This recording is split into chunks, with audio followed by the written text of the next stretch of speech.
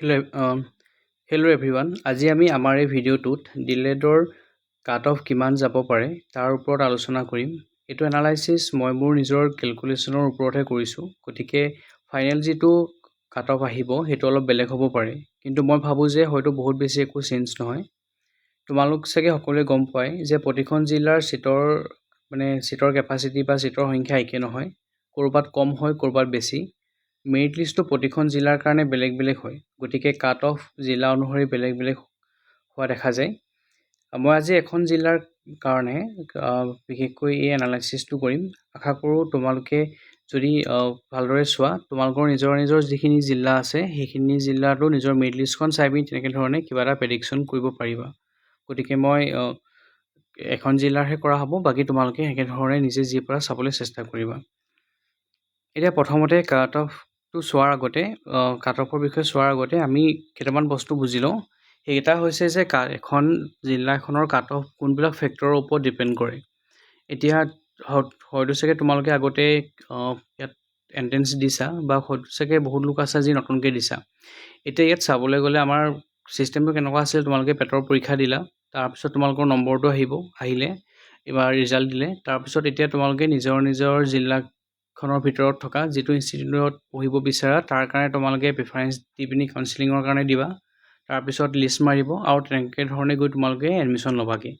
আৰু সাধাৰণতে কি হয়, কাউঞ্চিলিং 3বাৰ বা তাতকৈ বেছিও হোৱা দেখা যায়। কিন্তু এই পিছৰ যিকেইটা ৰাউণ্ডৰ কাউঞ্চিলিং হয় সেইকেইটা ডিপেণ্ড কৰে চিট কেপাচিটি কিমান আছেগৈ, মানে ধৰক খালী চিট কিমান আছে তাৰ ওপৰতহে ডিপেণ্ড কৰে। গতিকে সেই পিছৰ কাট অফ পিছৰ যিকেইখন আমাৰ কাট অফৰ কাৰণে লিষ্ট ওলায় সেইবিলাকত হয়তো কোনোবা এটা কেটেগৰীৰ কাৰণে ওলাবও পাৰে নোলাবও পাৰে, গতিকে সেইটো কোনো ফাইনেল নহয়। গতিকে মেইনলি প্ৰথমতে আমি চাই লওঁ যে এতিয়া কোনকেইটা ফেক্টৰ আছে যিকেইটা ফেক্টৰে আমাৰ ইয়াত অলপমান মেটাৰ কৰে। এতিয়া চাবলৈ গ'লে মেইন প্ৰথম ফেক্টৰটো হৈছে ডিষ্ট্ৰিক্ট। তুমি কোনখন ডিষ্ট্ৰিক্টৰ পৰা এপ্লাই কৰিছা। হয়তো তুমি যিখন ডিষ্ট্ৰিক্টৰ পৰা এপ্লাই কৰিছা তাত ষ্টুডেণ্টৰ সংখ্যা বহুত কমো হ'ব পাৰে, বহুত বেছিও হ'ব পাৰে, গতিকে সেইটোৰ ওপৰত ডিপেণ্ড কৰিব। তাৰ লগতে এইটো হয় যে তোমালোকৰ ডিষ্ট্ৰিক্টৰ ষ্টুডেণ্টবিলাকৰ স্ক'ৰটো কিমান হৈছে।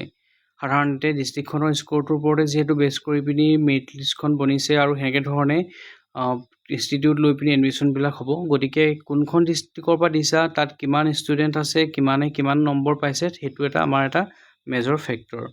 তাৰপিছত আহিব চিট কেপাচিটি। কোনো এখন ধৰা এনেকুৱা হয় জিলাত ইনষ্টিটিউটৰ সংখ্যা বেছি থাকে, তাত চিটৰ সংখ্যা বেছি থাকে।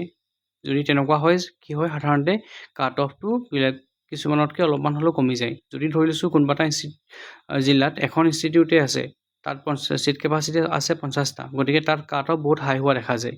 গতিকে চিট কেপাচিটিৰ ওপৰত ডিপেণ্ড কৰি পিনি কাট অফবিলাক কম বেছি হোৱা দেখা যায়। তাৰ লগতে আৰু এটা কথা হৈছে যে চিট কেপাচিটিটো ডিষ্ট্ৰিক্টৰ কেইখন ইনষ্টিটিউট আছে সেইটো মেটাৰ কৰিব। তোমালোকে কোনখন ইনষ্টিটিউটৰ কাৰণে তোমালোকৰ প্ৰিফাৰেঞ্চবিলাক দিছা সেয়া চাব। গতিকে সেইটো এটা কথা আহি পৰে। তাৰ লগতে আহি পৰিব যে তোমালোকৰ ধৰা যিখিনি মানুহ তোমালোকে তাত দিছা তাৰ মেৰিট লিষ্টৰ ষ্টুডেণ্টবিলাকৰ স্ক'ৰখিনি। এতিয়া চাবলৈ গ'লে কোনোবা এখন ডিষ্ট্ৰিক্টত হয়তো হায়েষ্ট মাৰ্ক 70 যাব পাৰে, কোনোবা এখনত হয়তো 60 গুচি যাব পাৰে, বা ক'ৰবাত 80 গুচি যাব পাৰে।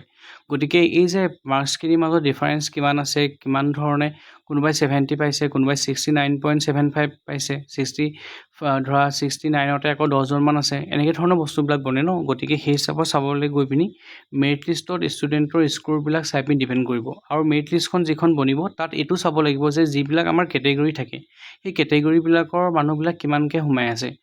ঠিক আছে, যদি ধৰা প্ৰথমৰ যিটা আমাৰ URৰ কাৰণে থাকে, তাত যদি ধৰা বেলেগ কেটেগৰীৰ লোকসকল সোমাই পৰে, তেতিয়া কি হ'ব, যিসকল UR হয় তেওঁলোকৰ কাৰণে কাট অফটোৰ সংখ্যাটো বাঢ়ি যাব। গতিকে সেইটো এটা কথা আহি পৰে। ইয়াৰ বাহিৰে আহি পৰে তোমাৰ ছায়েন্স নে আৰ্টছ, তুমি কোনটো কেটেগৰীৰ পৰা কোনটো ষ্ট্ৰীমৰ পৰা আহিছা। ছায়েন্স বুলি ক'লে আমি অকল ছায়েন্সৰ বিষয়ত ভৰাই লৈছোঁ, আৰু আৰ্টছ বুলি কওঁতে আমি আৰ্টছৰ লগতে কমাৰ্চ পাৰ্টটো ভৰাই লৈছোঁ, বা বেলেগ কিবা যদি আছে তেওঁলোককো ইনক্লুড কৰা হৈছে। আৰু এই ছায়েন্সৰ আৰু আৰ্টছৰ চিটবিলাক কেনেকৈ ধৰণে ভাগ কৰিব তাৰ কাৰণে SCRTৰ পৰা দি থোৱা আছে।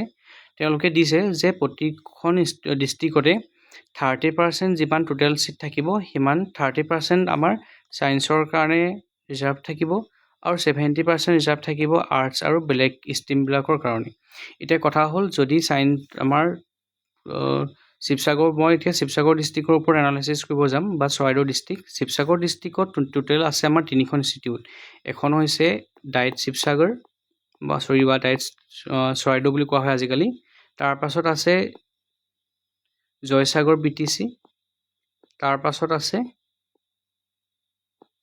সোণাৰী BTC।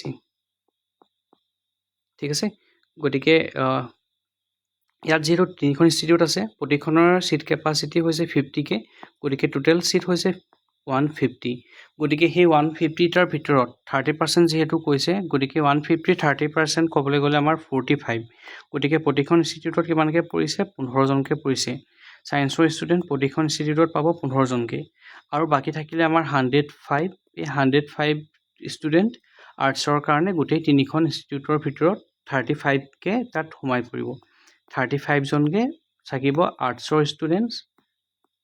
অকল আৰ্টছ নহয়, আৰ্টছৰ লগত কমাৰ্চ বা বেলেগ কিবা থাকিব পাৰে, আৰু 15জন অকল ছায়েন্সৰ কাৰণে।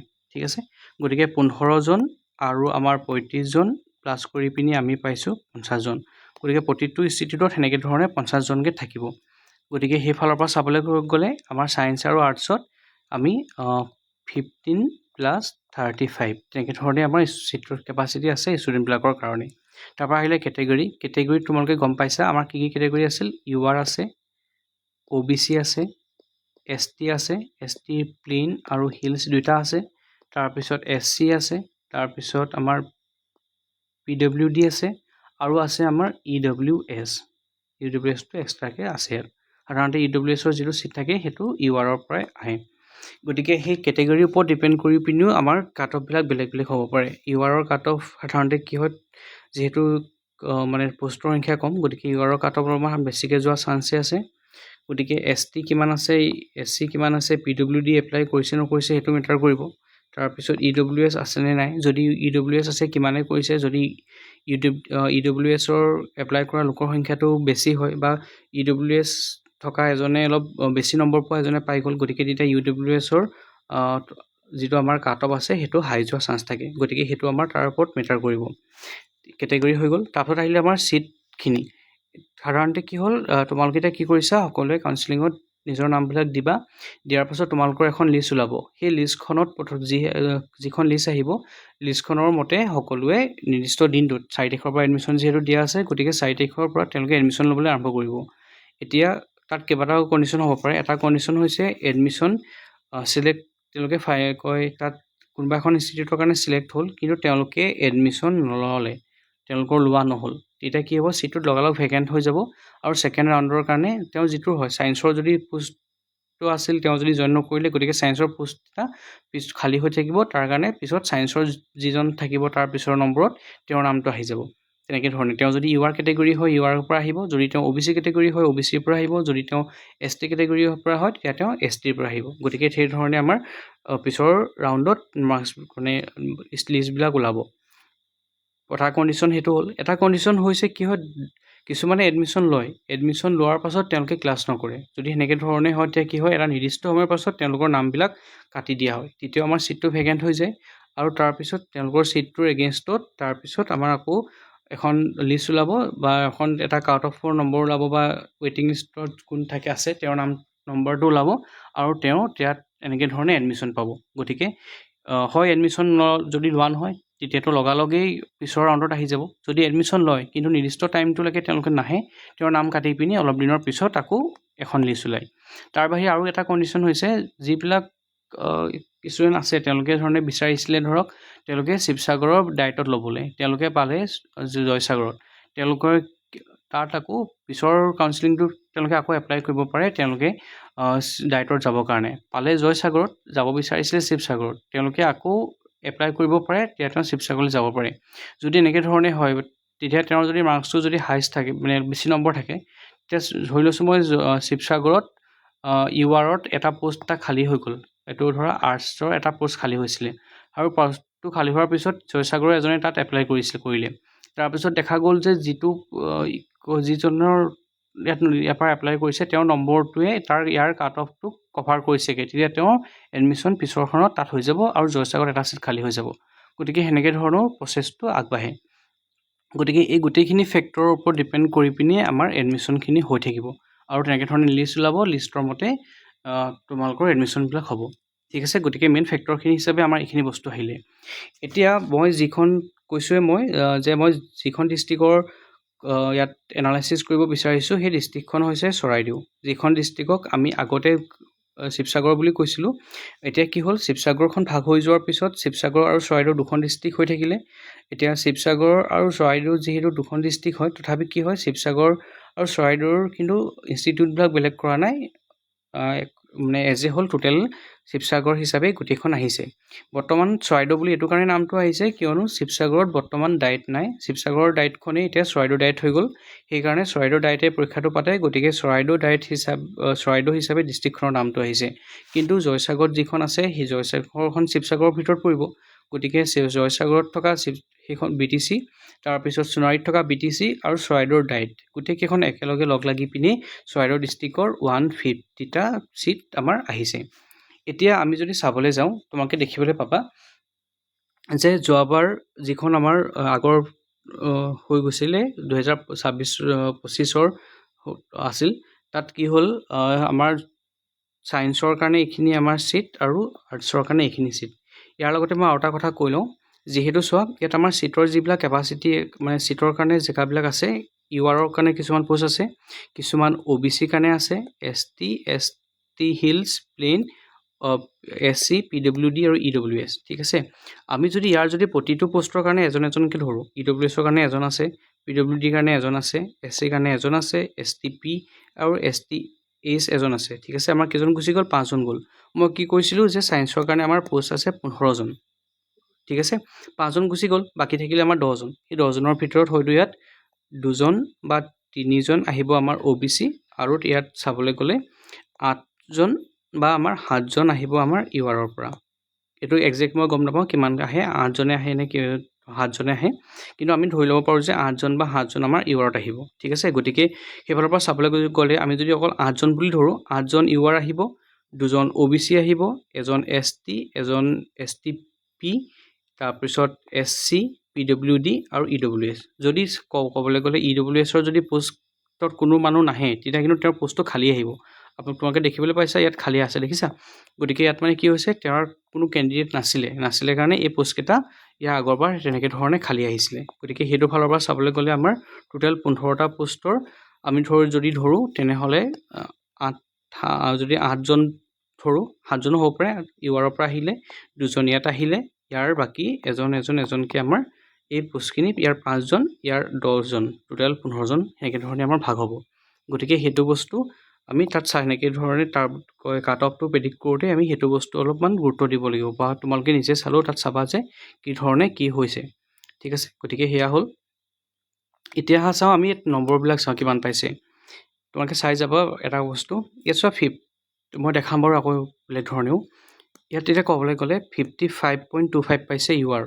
এইটো ছায়েন্স ষ্ট্ৰীম হয়, ছায়েন্স ষ্ট্ৰীমৰ 55টো পাইছে, হাইষ্ট মাৰ্ক মানে কাট অফটো 55.25, আৰু BTCৰো 55.25, সোণাৰীৰ 47.50। আমি 55 বা 47 এনেকৈ পাইছোঁ। OBCৰ কাৰণেও তেনেকৈ এইখিনি বস্তু ভাগ কৰা হৈছে।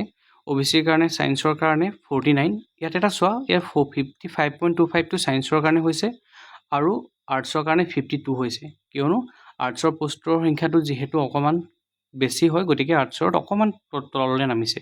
গতিকে এইবাৰো যদি আমি চাব যাওঁ, দেখা যাব যে কি হয়, ছায়েন্সৰ কাৰণে যিখিনি কাট অফ হ'ব সেইখিনি আৰ্টছৰ কাট অফতকৈ বেছি হ'ব। ঠিক আছে, গতিকে সেয়া হ'ব পাৰে, আৰু কিছুমান বেলেগ কণ্ডিশ্যনৰ কাৰণেও অলপমান কম বেছি হোৱা দেখা যায়, তথাপি চাবলৈ এজ এ হ'ল এনেকৈ ধৰণে হ'ব। গতিকে এইখন আমাৰ আছিলে চৰাইদেউৰ ফাৰ্ষ্ট ৰাউণ্ডৰ কাট অফ। চিট খালী হৈ থকাৰ এইকেইটা চিট খালী পিছৰ এইটো হয় ছেকেণ্ড ৰাউণ্ডৰ হয়, য'ত URৰ কোনো পোষ্ট খালী নাছিলে কাৰণে ইয়াত কাকো নাই দিয়া। তাৰপিছত BTCটো OBCৰ পোষ্ট খালী নাছিলে কাৰণে ইয়াত দিয়া নাই। ইয়াত সোণাৰীত আৰু BTCত ছায়েন্সৰ পোষ্টৰ কাৰণে 2জন আহিছিলে পিছত। এইখিনি যিকেইটা পোষ্ট আমাৰ ইয়াত দিয়া আছে, অকল সেইকেইটা পোষ্টে খালী হৈছিল, গতিকে সেইটো কাট অফত মানে যিসকল আছিল তেওঁলোকে ছেকেণ্ড ৰাউণ্ডত পালে। আৰু থাৰ্ড ৰাউণ্ডত চোৱা, থাৰ্ড ৰাউণ্ডত একেবাৰে নাইকিয়া হৈ গ'ল। URত ইয়াত এটা থাকি গৈছিল কাৰণে এটা বা দুটাও হ'ব পাৰে, ইয়াত আহিলে, ইয়াত আহিলে, ইয়াত আহিলে, আৰু ইয়াত আহিলে, বাকীবিলাক নীল। ঠিক আছে, এইটো আমাৰ হৈছে থাৰ্ড ৰাউণ্ডৰ হয়। এতিয়া এই বস্তুখিনিকে আমি বেলেগ ধৰণে চাব বিচাৰিছোঁ মই। ইয়াত তোমালোকে চোৱা, এখন লিষ্ট চোৱা এতিয়া। তাত তোমালোকে যি 55.5 দেখিছিলা ন, মই সেইটোকে ইয়াত এক্সট্ৰাকৈ দেখাব বিচাৰিছোঁ। এতিয়া চোৱা, যোৱা বছৰত কি হয়, PWDৰ কোনো কেণ্ডিডেট নাছিলে, গতিকে PWD কাকো দিয়া হোৱা নাছিলে। এই পোষ্টটো পাছত বেলেগ কেটেগৰীত URলৈ কিহলৈ গুচি গৈছিল, তেনেকৈ ধৰণে কেটেগৰীটোত পিছত এডমিশ্যন হৈছিলে। এতিয়া চাবলৈ গ'লে আমি যদি নম্বৰটো চাওঁ, ডায়েটৰ ইয়াত মই অকল ডায়েট লৈছোঁ, ইয়াত আৰু জয়সাগৰখন লৈছোঁ। সোণাৰীখনৰ লোৱা হোৱা নাই, তোমালোকে চাব পাৰা। তিনিখন কৰিব হ'লে দিগদাৰ হ'বৰ কাৰণে মই জয়সাগৰৰ পৰা এখন লৈছোঁ আৰু চৰাইদেউ ডিষ্ট্ৰিক্টৰ পৰা এখন ল'লোঁ। এতিয়া ইয়াত চাবলৈ গ'লে 55.25, এইটো যে কিনাৰত যে মই লিখি থৈছোঁ, এইটো হৈছে 35টো মই ইয়াত দিয়াৰ মতে এইটো হৈছে চিৰিয়েল নম্বৰটো, তোমালোকৰ যিখন মেৰিট লিষ্ট ওলাইছে। কিন্তু তোমালোকে যদি চাব যোৱা, ইয়াত তোমালোকৰ যিখন ওলাই আছে, এই যে তলত যে নাম্বাৰবিলাক লিখা আছে 13, 31, এই নাম্বাৰবোৰ যে লিখা আছে, এই নাম্বাৰবোৰ হৈছে তোমালোকৰ ৰেংক। ছায়েন্সৰ হিচাপে ছায়েন্সত তুমি কিমান নম্বৰ ৰেংকত আছা, এইবিলাক তোমালোকৰ ৰেংকবিলাক হয়। ঠিক আছে, আৰ্টছৰ কাৰণে এইখিনি ৰেংকখিনি বেলেগ বেলেগ ৰেংক হয়। গতিকে সেইফালৰ পৰা চাবলৈ গ'লে তোমালোকে যিটো মানে যদি তোমালোকে লগ ইন কৰা, তাত তোমালোকৰ নিজৰ ৰেংকটো দেখিবলৈ পাবা। ছায়েন্সত তোমাৰ ৰেংক কিমান, আৰ্টছত হ'লে যদি হয় তুমি আৰ্টছত তোমাৰ ৰেংক কিমান, তাক তুমি চাব পাৰা। কিন্তু ইয়াত মই যিটো বস্তু দিছোঁ এইটো ৰেংক নহয়, এইটো হৈছে চিৰিয়েল নম্বৰত থকা নাম্বাৰটো। গতিকে চোৱা, URৰ যোৱাবাৰৰ এখন অকল ফাৰ্ষ্ট ৰাউণ্ডটোৰ ওপৰতে দিয়া হৈছে। ফাৰ্ষ্ট ৰাউণ্ডটোত সোণাৰী ডায়েটত 35, চিৰিয়েল নম্বৰ 35, জয়সাগৰত 31। মই চিনি পাওঁ কাৰণে 31 বুলি ক'ব পাৰিছোঁ। দুটা পোষ্ট এনেকুৱা আছে যিবিলাকত হয়তো মানে এনেকুৱা আছে, ধৰক 48.25 পোৱা বহুতখিনি ষ্টুডেণ্ট আছে। যিহেতু মই গম নাপাওঁ তেওঁলোক কোনজন হয়, কোনজনে পালে কি হ'ল, গতিকে মই তেওঁলোকৰ নাম্বাৰটোকে মানে একদম লাষ্টৰ নাম্বাৰটোক ইয়াত চিৰিয়েল নাম্বাৰটোকে ইয়াত উল্লেখ কৰিছোঁ। তেওঁলোকে মিলাই মেলি চাব পৰা, ক'ৰবাত একজেক্ট পৰিছে, ক'ৰবাত হয়তো অলপমান কম বেছি হৈছেগৈ আৰু। গতিকে সেইফালৰ পৰা চাবলৈ গ'লে URৰ কাৰণে 35, চিৰিয়েল নম্বৰ এইবিলাক মনত ৰাখিবা, মানে জাষ্ট মনত নহয়, জাষ্ট এনেই কি ধৰণে কৈছোঁ ইয়াত চাবা। 35 আছে, ইয়াত 31 আছে। গতিকে আমি দেখিলোঁ যে URত ছায়েন্সৰ কাৰণে 35ই লাষ্ট গৈছে। লিষ্টত যাৰ 35ত আছে চিৰিয়েল নাম্বাৰ, তেওঁৱে পাইছেগৈ। ঠিক আছে, তেনেধৰণে আৰ্টছৰ 48য়ে হাইষ্ট, মানে লাষ্ট 48টোৱে কাট অফটো গৈছে। তেনেধৰণে OBC কাৰণে 83, তেওঁ নম্বৰ পাইছে 43, কিন্তু তেওঁ চিৰিয়েল নম্বৰত মই যিহেতু ৰেংকটো তেওঁলোকৰ গম নাপাওঁ, গতিকে মই ইয়াত এনেকৈ ধৰণে দিছিলোঁ, চিৰিয়েল মেৰিট লিষ্টখনৰ পৰা চাই দিছোঁ। 83ত তেওঁৰ মেৰিট লিষ্টত তেওঁৰ 83 নম্বৰ আছে, আৰু জয়সাগৰত সেই একেটা বস্তু 78ত আছে। ঠিক আছে, তাৰপৰা ধৰা এনেকৈ ইয়াত 96ত আছে। ইয়াত আমাৰ জয়সাগৰত সেইবাৰ ST হিলছৰ কোনো ছায়েন্সত পোৱাই নাছিল, গতিকে এইটো চিট খালী আছিল প্ৰথমতে। আৰু তেনেকৈ ইয়াত ST হিলছৰ কেণ্ডিডেট নাছিল কাৰণে আৰ্টছৰ, এতিয়া কাট অফটো বহুত তললৈ গুচি গ'ল, 24 পালেগৈ, আৰু তেওঁৰ চিৰিয়েল নম্বৰত 904 আছিলে। ঠিক তেনেধৰণে ST হিলছৰ ইয়াত 805 আছে, আৰু নম্বৰ তেওঁ পাইছিল 27.25। ঠিক আছে, গতিকে সেইফালৰ পৰা চাবলৈ গ'লে আমাৰ ST হিলছৰ যিহেতু আমাৰ কেণ্ডিডেটৰ সংখ্যা সাধাৰণতে কম দেখা যায়, গতিকে কাট অফটো তললৈ গৈছে। কিন্তু এইবাৰ আমি গম নাপাওঁ, যদি এইবাৰ কাট অফ যদি হাই যাব, যদিহে তেওঁলোকৰ ST হিলছৰ কোনোবা আমাৰ কেণ্ডিডেট ওলায়, ষ্টুডেণ্ট ওলায়, যদি তেওঁলোকৰ ষ্টুডেণ্ট নোলায়, তেনেহ'লে হয়তো ব্লেংক যাবও পাৰে, নাইবা তলত কাট অফটো বহুত তললৈ যাবও পাৰে, আমি একজেক্টলি ক'ব নোৱাৰোঁ। STৰ প্লেইনৰ কাৰণে 87 চিৰিয়েল নম্বৰতে ছায়েন্সত পাইছিলে, আৰু জয়সাগৰত 161লৈকে পাইছিলে। তাৰপিছত আৰ্টছত 636ত পাইছে চিৰিয়েল নম্বৰ, আৰু 445ত জয়সাগৰত আৰ্টছত পাইছে। তেনেধৰণে SCৰ কাৰণে 33 নম্বৰ পাইছিল ছায়েন্সত, তেওঁৰ 551 আছিল চিৰিয়েল নম্বৰ, আৰু আৰ্টছৰ কাৰণে 43.25 পাইছিল, তেওঁৰ 192 আছিল কাট অফ, মানে চিৰিয়েল নম্বৰ। জয়সাগৰত কিন্তু ইয়াত কাট অফটো অলপ বাঢ়ি গ'ল। SCৰ কাৰণে 52.75, 43 চিৰিয়েল নম্বৰ 43লৈকে পালে। তাৰপিছত আৰু আৰ্টছত খালি 143লৈকে পালে। ঠিক আছে, EWSত প্ৰথমতে ছায়েন্সৰ কোনো পোৱা নাছিলে ডায়েটত, আৰু যি আৰ্টছত পোৱাৰ তেওঁৰ ৰেংক আছিল, ৰেংক নহয় চিৰিয়েল নম্বৰ আছিল 736, আৰু জয়সাগৰত 33.50, 35.25, এইকেইটা নম্বৰ পাই পিনি 533 আৰু 454 এই দুটা নম্বৰ তেওঁলোকে পাবলৈ সক্ষম হৈছিলে। ঠিক আছে, গতিকে সেইফালৰ পৰা যদি আমি চাবলৈ যাওঁ, এতিয়া এটা বস্তু চাওঁ হা, যে আমাৰ যিখিনি ST হিলছ বা ST SC, আমিতো তাৰ ধৰা কিমান কোন কেনেকৈ আছে ডাইৰেক্ট ক'ব নোৱাৰিম, গতিকে যদি OBCও চাবলৈ যাওঁ, OBC আমাৰ এইখন লিষ্টৰ মতে আটাইতকৈ হায়েষ্ট নম্বৰটো আছে কিমানত 87ত, মানে চিৰিয়েল নাম্বাৰ আটাইতকৈ ডাঙৰ হিচাপে এইটো আছে 87ত। যদি আমি 87ৰ সেইখন চাবলৈ যাওঁ, ইয়াত 55 দেখিছা, 49 দেখিছা, এনেকৈ ধৰণে আছে ন। গতিকে ক'বলৈ গ'লে 55 ধৰি লৈছোঁ বাৰু ষ্টাৰ্টিঙতে URৰ ক্ষেত্ৰত। ইয়াত যদি আমি এনেকৈ ধৰণে চাবলৈ যাওঁ, এক মিনিট ৰ'বা,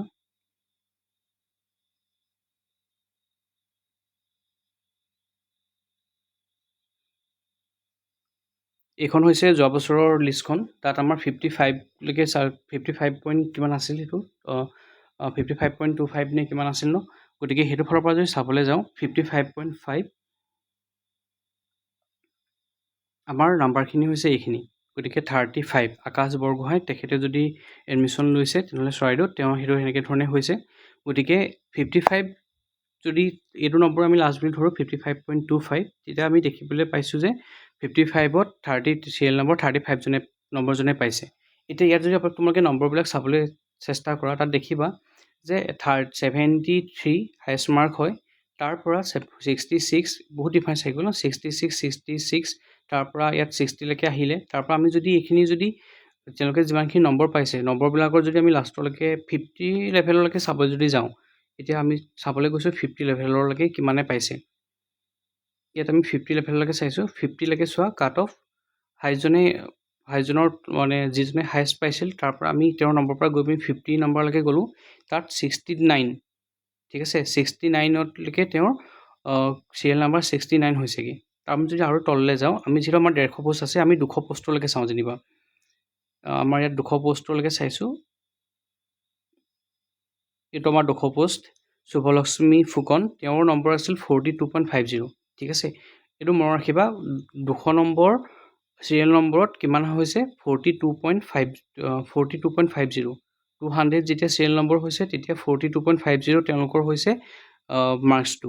এতিয়া আমি চাম এই বছৰখন যদি আমি চাবলৈ যাওঁ, তাত আমি 200 নম্বৰত চাইছিলোঁ ন, 200 নম্বৰত তেওঁ 42 পাইছিলে। ইয়াত যদি আমি 200 নম্বৰত চাবলৈ যাওঁ এনেকৈ ধৰণে, ইয়াত 200 নম্বৰ চোৱা, ত্ৰিবেণী কাকতি তেখেত আছে, তেখেতে 51.25 পাইছে, প্ৰায় 10 নম্বৰে ডিফাৰেঞ্চ আছে, ঠিক আছে। আৰু যদি আমি 50লৈকেও চাবলৈ যাওঁ, অকল হায়েষ্ট মাৰ্ক 50 হিচাপে চাবলৈ গ'লেও তোমাৰ 241 শিল্পিকা মানকি তেখেতে 50 পাইছে। গতিকে তেওঁৰ ৰেংক নহয়, চিৰিয়েল নম্বৰ 241 আছে। গতিকে এইবিলাকৰ ফালৰ পৰা চাবলৈ গ'লে আমি এইটো বুজোঁ যে আমাৰ এইবাৰ কাট অফ বহুত হাই যাব, কাৰণ যোৱাবাৰৰ তুলনাত এইবাৰৰ নম্বৰবিলাক বহুত বেছি হয়। আমি যদি আমাৰ অকল 150টা পোষ্টে চাব যাওঁ, 150টা পোষ্টৰ ভিতৰতে চাবলৈ গ'লে 53 আমাৰ হায়েষ্ট, 150টা পোষ্টৰ ভিতৰত চাবলৈ গুচি গ'লে 53 আমাৰ মাৰ্কছটো হৈছেগৈ, ঠিক আছে। গতিকে সেইফালত তাতো আমাৰ ছায়েন্সৰ আৰ্টছৰ ভাগ হ'বলৈ আছেই। গতিকে এইখনতো এজ এ হ'ল দিয়া লিষ্টখন। গতিকে সেইফালৰ পৰা আমাৰ নম্বৰবিলাক অলপমান বেলেগ হোৱাটো এইবাৰ মানে সম্ভাৱনা বহুত বেছি আছে। গতিকে সেইফালৰ পৰা চাবলৈ গ'লে মই মোৰ ফালৰ পৰা এখন কেলকুলেট কৰি উলিয়াইছিলোঁ যে এনেকুৱা ধৰণৰ হ'ব পাৰে বুলি। সেইটো হৈছে যে মোৰ মতে এইবাৰ কাট অফ URৰ কাৰণে 60 হ'ব পাৰে। যদি আমি চাবলৈ যাওঁ, চাবা তোমালোকে, আমি যদি সেইটো ফালৰ পৰা চাওঁ, URৰ কাৰণে মই ধৰিছোঁ 60+। সেইটো যদি 60+ ধৰোঁ, তেতিয়া চোৱা মাৰ্কছটো যদি আমি 60+ ধৰিছোঁ URৰ কাৰণে, ছায়েন্স আৰু আৰ্টছ দুইটাৰ কাৰণে যদি আমি লওঁ, ছায়েন্সৰ কাৰণে যদি অকল চাওঁ 60 মাৰ্কছত কিমান হয়, এতিয়া চোৱা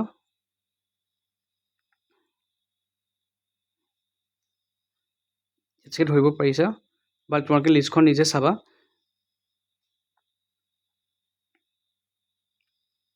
সেই 60 মাৰ্কছৰ কাৰণে, এই 60ৰ কাৰণে ইয়াত চিৰিয়েল নম্বৰ হৈছে 53। গতিকে 53 ছায়েন্সৰ যিহেতু জেনেৰেলৰ কাৰণে খুব বেছি 8টা পোষ্ট বা 7টা পোষ্টেই হ'ব, গতিকে 60 কাট অফ যোৱাটো এইবাৰ খুব সম্ভাৱনা বহুত আছে। গতিকে এনেকৈ ধৰণে মই ওলাইছোঁ। তোমালোকে নম্বৰবিলাক এবাৰ চাই ল'বা যে কি ধৰণে কোনে কিমান ধৰণে পাইছে। গতিকে সেইফালৰ পৰা চাবলৈ গ'লে মোৰ মতে এইবাৰ কাট অফৰ প্ৰেডিকশ্যন এনেকুৱা ধৰণৰ হয় যে ছায়েন্সৰ কাৰণে এইবাৰ URৰ শিৱসাগৰ ডিষ্ট্ৰিক্টৰ URৰ কাট অফ অলম'ষ্ট 60 যাব, মানে হয়তো তাতকৈ বেছিয়ে যাব। খুব যদি কম হয় তেনেহ'লে 60 হ'ব। আৰু আৰ্টছৰ কাৰণে 58.50 প্লাছ মাইনাছ কিবা হ'ব। মোৰ মতে ইয়াতকৈ তলত নমাৰ চান্সটো বহুত কম আছে URৰ আৰু OBCৰ ক্ষেত্ৰত। যিটা মানে দি থোৱা আছে ST SC সকলৰ কাৰণে অকণমান কম বেছ হ'ব পাৰে, কাৰণ গম নাপাওঁ আমি SCৰ কিমান STৰ হিলছৰ কিমান আছে, প্লেন কিমান আছে, বা EWS কোনে কোনে এপ্লাই কৰিছে, কেণ্ডিডেট আছেনে নাই, PWD আছেনে নাই। গতিকে সেইফালৰ পৰা চাবলৈ গ'লে মোৰ মতে ছায়েন্সৰ ক্ষেত্ৰত 60+ যিসকলৰ আছে তেওঁলোকৰ সম্ভাৱনা আছে, নহ'লে খুব চান্স কম এইবাৰ। আৰু 58.50 এতিয়া হৈছে আৰ্টছৰ কাৰণে কম কয় UR লেভেলত। যিহেতু আৰ্টছৰ পষ্টৰ সংখ্যাটো সংখ্যাটো অলপমান বেছি, গতিকে এইটো অলপমান কম বেছ হ'ব পাৰে, এইটো অকণমান কমিব পাৰে, কিন্তু এইটো মোৰ মতে কমাৰ চান্স বহুত কম। OBC কাৰণে 56 ধৰিছোঁ মই, 56 প্লাছ মাইনাছ কিবাই হ'ব, আৰু 55.50 এইটো আৰ্টছৰ কাৰণে। ঠিক আছে, সেনেকৈ ধৰণে কয় কাট অফটো যাব যেন বুলি ভাবিছোঁ।